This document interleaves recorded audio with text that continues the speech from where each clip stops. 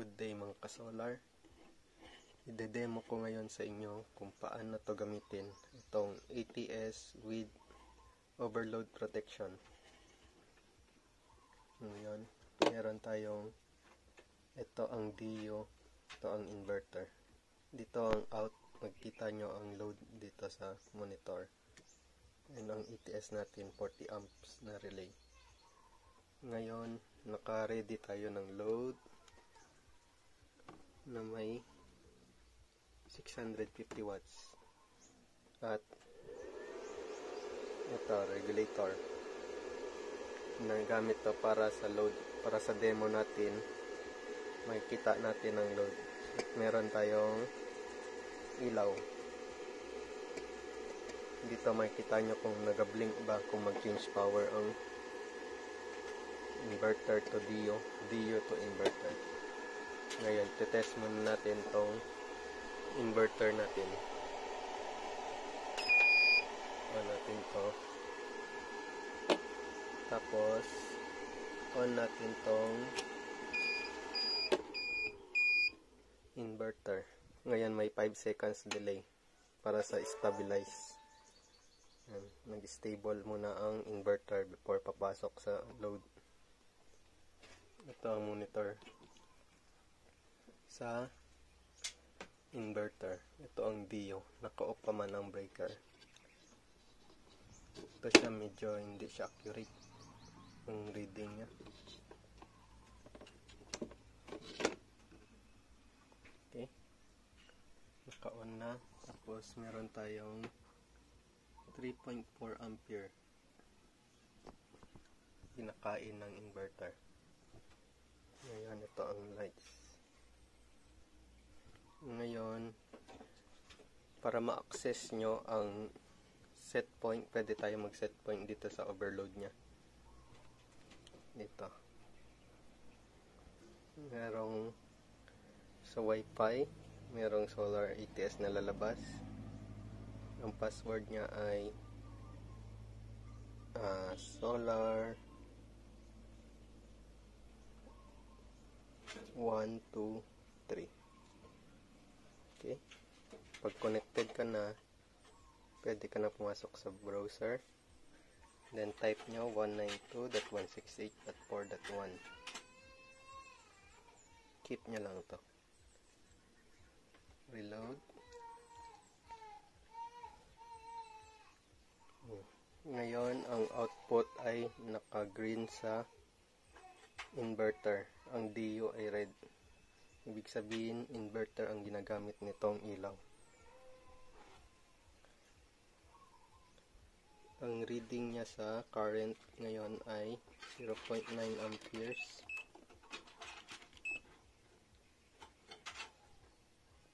Sa ating tester 12, dito 0. Kaya mataas na load ang kwan. Ngayon, lalagyan natin ng load gamit itong variable. Gradual lang natin para parang nag-simulate lang tayo ng load sa bahay.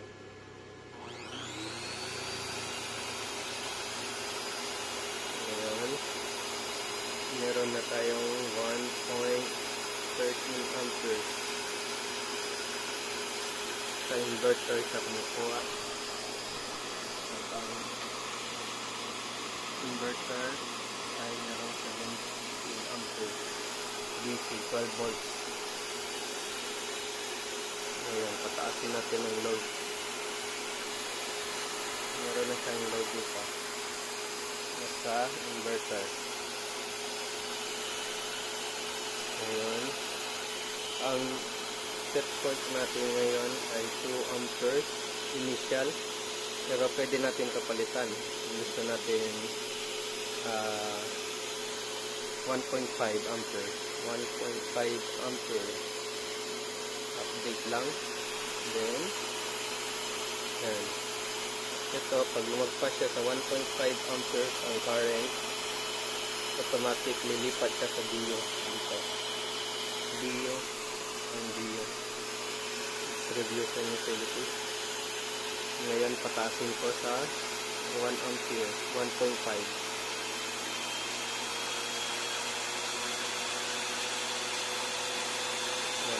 1.5. Automatic.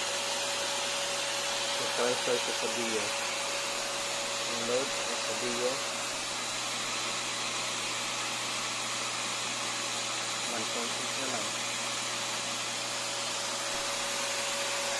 Sa ganitong setup, hindi na kayo mag-alala sa overload kung nagsabay-sabay man ang inyong mga appliances. Hindi na sila ma-overload sa inverter dahil automatic mag-off. At hindi rin maramdaman itong ilaw. Ngayon, bumaba ng load pero hindi pa siya bumabalik sa Dio sa inverter dahil meron siyang delay na 2 minutes. Ito, 2 minutes. Pero pwede natin ito palitan kung gusto niya sa mga 20 seconds lang. Automatic lilipat na siya sa inverter output dahil ang load natin ay 0.5 na lang, mababa na lang. Subukan natin. Automatic na sa inverter na siya. Kaya 2 minutes ang set point niya sa initial para sa stabilize. Dahil hindi maganda kung ang load natin bigla mag 1.5 tapos bumagsak ng 1 amperes, mag on off ang fan, maglipat-lipat sila ba. Subukan ko. 1.5.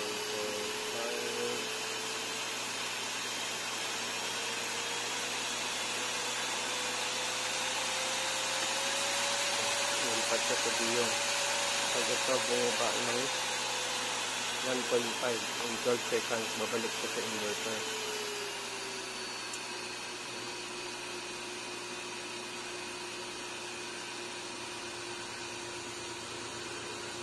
Seconds. 20 seconds pala ito. Ang set point natin. In 20 seconds, babalik ka. Yan, bumalik ka agad. Hindi rin masyadong maganda na ganyan. Pero depende sa inyong setup kung ilan gusto niyang delay. At inverter set point kung ilan ang maximum ampere na gusto niya.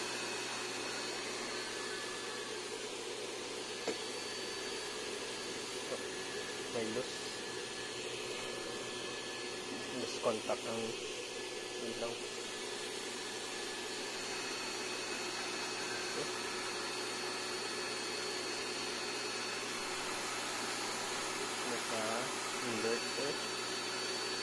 Inverter 1.2 amperes.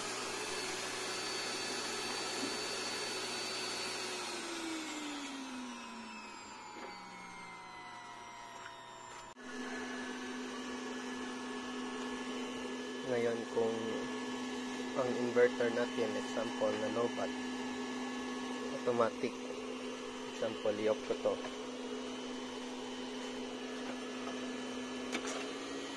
Automatic, mag-change power siya. Mawala ang inverter, change power. Hindi mo naramdaman na nawala na pala ang inyong solar. Kung babalik na naman ang solar,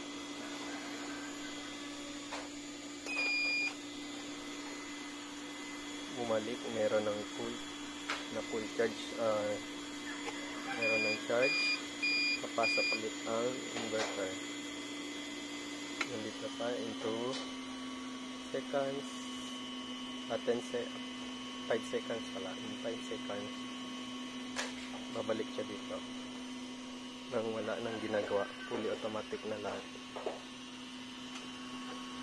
Thank you.